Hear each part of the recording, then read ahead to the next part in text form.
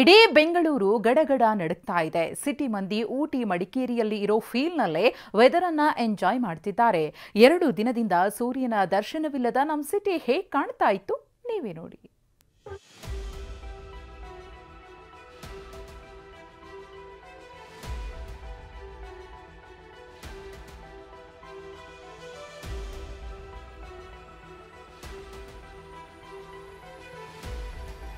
ಚುಮು ಚುಮು ಚಳಿ, ಮಂಜಿನ ಮರೆಯಲ್ಲಿ ಸೂರ್ಯನು ಕಳೆದೋಗಿದ್ದಾನೆ.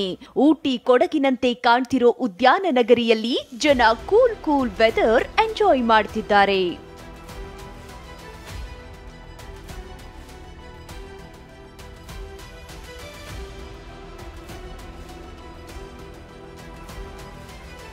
ಎರಡು ದಿನಗಳಿಂದ ಬೆಂಗಳೂರು ಥಂಡ ಕೂಲ್ ಅಂತಿದೆ.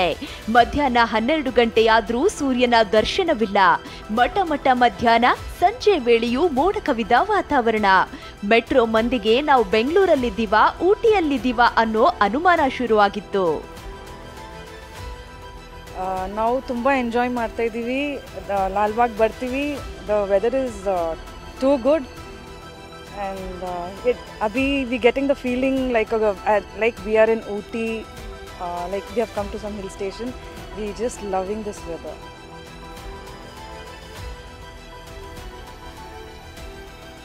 ಬೆಂಗಳೂರು ನಗರ ಏರ್ಪೋರ್ಟ್ HALನಲ್ಲಿ 15 ರಿಂದ 17 ಡಿಗ್ರಿಯಷ್ಟು ಕನಿಷ್ಠ ಉಷ್ಣಾಂಶ ದಾಖಲಾಗಿದೆ. ಇನ್ನು ಲಾಲ್ಬಾಗ್, ಕಬ್ಬನ್ ಪಾರ್ಕ್ನಲ್ಲಿ ಜನ ಕೂಲ್ ವೆದರ್ನ ಸಖತ್ ಎಂಜಾಯ್ ಮಾಡ್ತಿದ್ರು. ಬೃಹತ್ ಕಟ್ಟಡಗಳು ಮಂಜಿನ ಹನಿಯಲ್ಲಿ ಮರೆಯಾಗಿದ್ದು ಕ್ಯಾಮೆರಾ ಕಣ್ಣಲ್ಲಿ ಸೆರೆಯಾಯಿತು.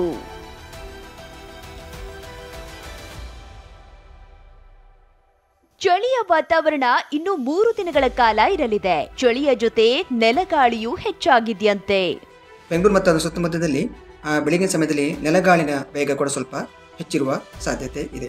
ಇವತ್ತು ಮತ್ತು ನಾಳೆ ಬೆಂಗಳೂರು ಮತ್ತು ಅದರ ಸುತ್ತಮುತ್ತದಲ್ಲಿ ಮೋಡ ಕವಿದ ವಾತಾವರಣ ಇರುತ್ತೆ.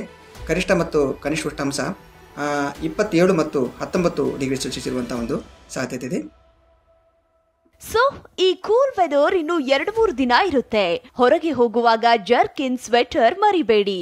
ಮಕ್ಕಳ ಆರೋಗ್ಯದ ಬಗ್ಗೆ ಜಾಗೃತೆ ಇರಲಿ. ಪೂರ್ಣಿಮಾ, TV9 ಬೆಂಗಳೂರು.